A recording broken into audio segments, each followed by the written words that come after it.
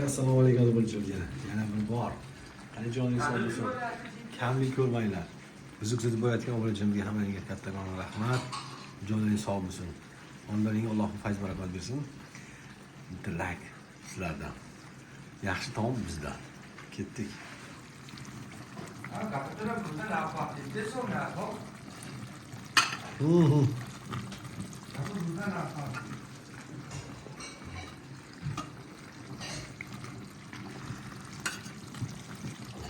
Yok tamam, itten yok.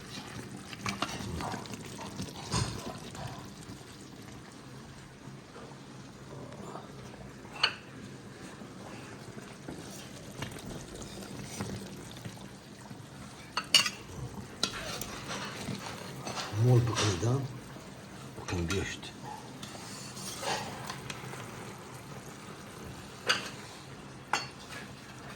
Haydi baksana.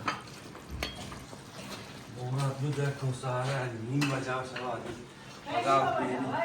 Fatima kumala tikon do tagemisha.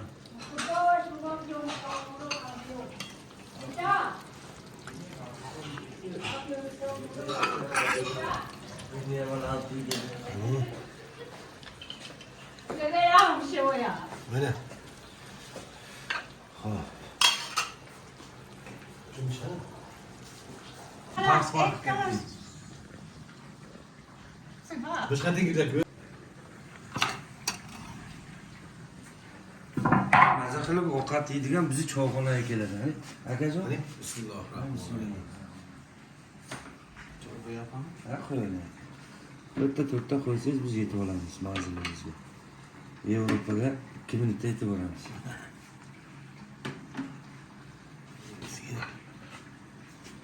Mesela qo'lim bilan paddashga berib turamiz.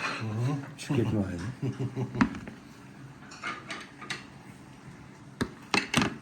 Qo'limda ham polezniy funksiyalari bor. Ya. Aa.